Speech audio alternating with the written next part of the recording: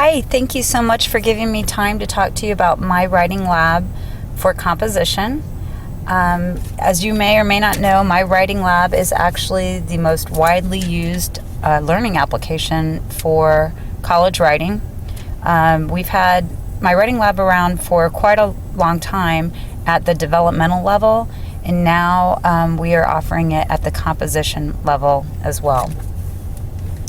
Mywritinglab is a very flexible program, and so I'm actually going to show you two different ways that instructors may use Mywritinglab. It's really up to you and what the goals of your class are. But the important thing about what I'm going to show you today is that you can customize the course in the ways that will meet the needs of your program in your personal class. Mywritinglab has been very popular because it gives students an opportunity to improve their writing in a variety of ways through skill exercises, through writing practice. As I mentioned, there's two different ways I'm going to show you to use Mywritinglab. One is what we would call calendar driven. And that is when the instructor has specific skills or specific activities that they want their students to do at a particular time. They would assign the students their activities, and they would show up. Those activities would show up on the calendar as a check mark, and the students can click on the calendar and launch right into the activities. Okay?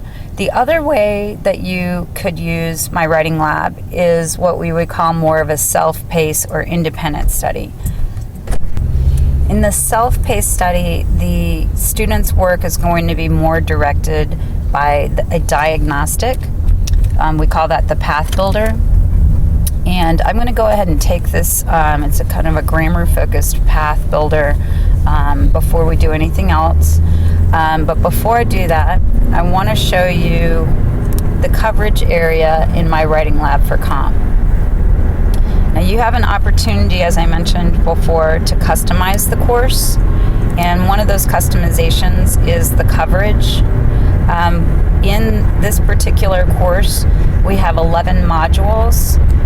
And these modules cover everything from writing process, rhetorical modes, and there's 4 modules that are more focused on basic grammar, punctuation and mechanics, and whatnot.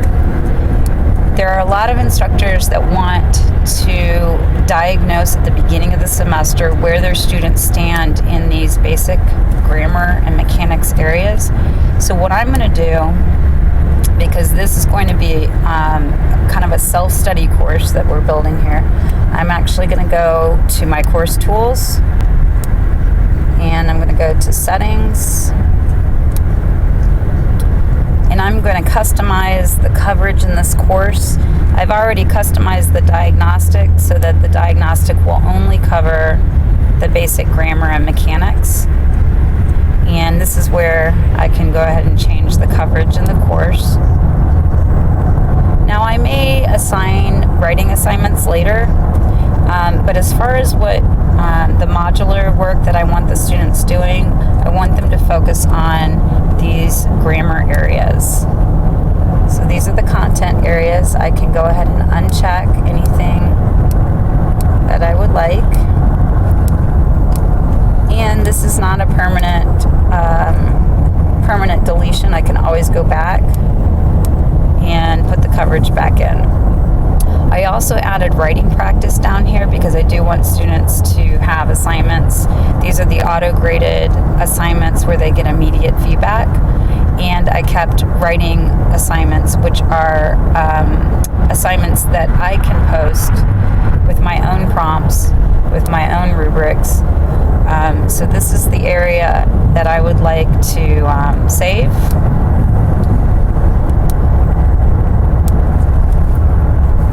Okay, it just takes a minute.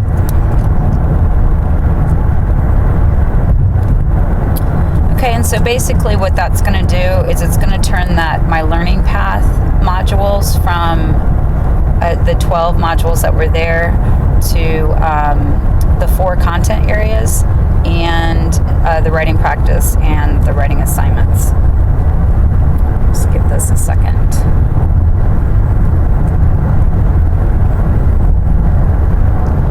Okay. So let's go back here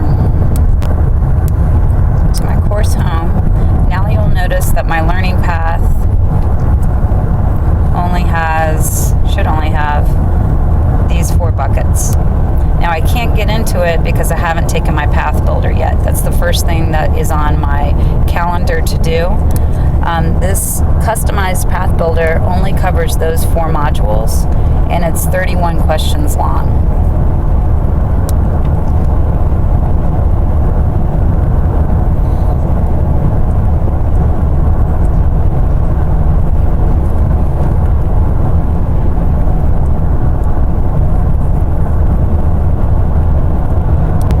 So I just finished the 31 question diagnostic. I'm going to click on submit test. I will let you know if the students run out of time during class and they have not finished their diagnostic, they can save it for later and come back to it. But they really shouldn't have a hard time finishing this in a class period. Okay, so I did not do very well on this. You can see here as an instructor I spent 2 minutes and 52 seconds taking the diagnostic, and I am going to have to work on all 4 of those learning modules. So I'm going to go ahead and go to my learning path.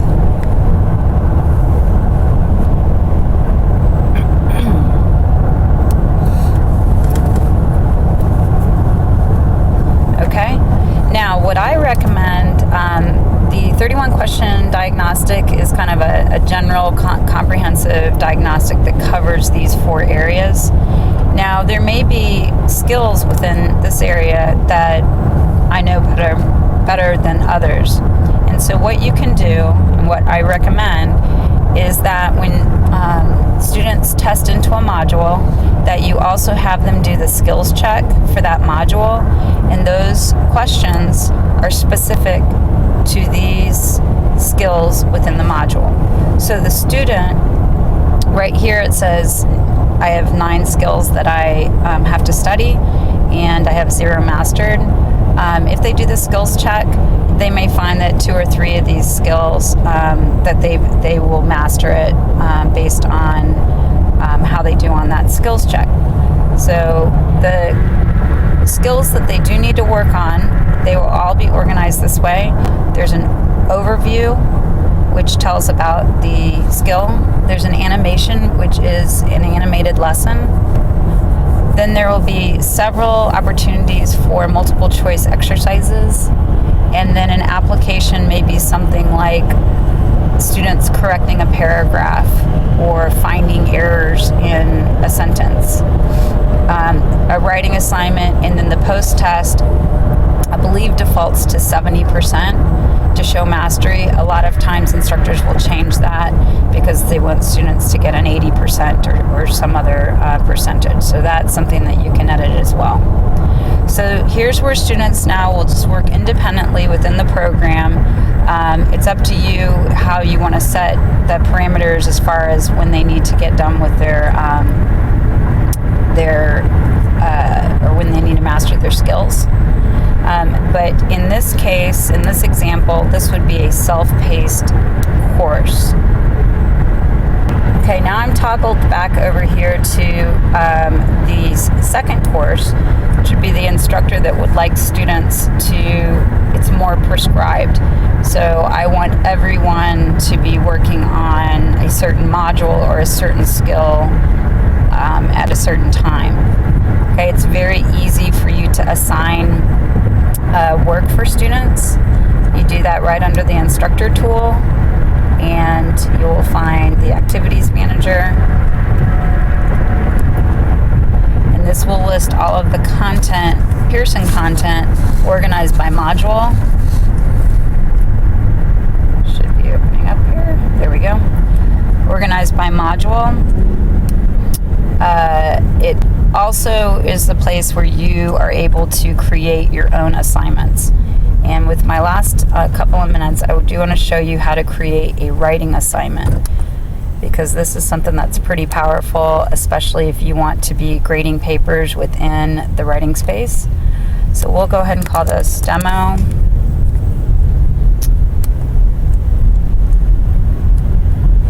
The writing assignment, all the writing assignments, if you choose to have the students submit their papers through Mywritinglab, you can check here. This says submissions reviewed for originality. That's actually going to send their paper through turnitin.com. And here are my directions.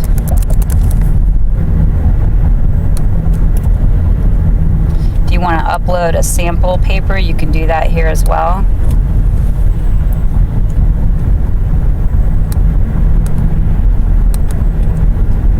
So this is the part of the writing assignment that I think is the most powerful, and that is being able to use a rubric. We have 2 rubrics already here. The rubrics are based on WPA standards, and we have a basic rubric, and we have, this one's one actually somebody started to make here. Let's go back here.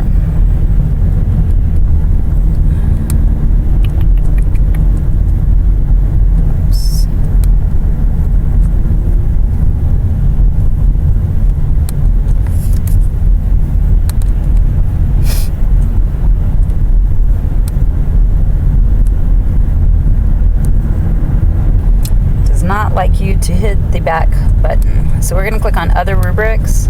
Here's where you see the basic rubric and the comprehensive rubric. I'm just going to click on comprehensive, and you can preview it. And as you can see, this is a pretty thorough rubric. You can assign this to the paper so your students know exactly how you're going to score them. And then when you get the paper back from the students, you simply just click on the boxes and you will be able to score the paper that way. Now it is editable, so if you want to edit the score once you've used the rubric, you can do that. Sometimes people will adjust the score because the student sent their paper through smart thinking, or utilize the tutor center, or turn their paper in early. So you have the ability to edit that score. All right, so that's how you create a writing assignment. And then you hit finish. You can also put how many words you want the students to have as well. So last thing I'll show you is the writing practice. The writing practice, I mentioned, these are the auto-graded writing assignments. These have Pearson designed prompts. You cannot edit those. What's really nice about these writing practice assignments is it's low stakes. It gives students an opportunity to get some more writing practice with some really powerful feedback without the instructor having to grade the paper.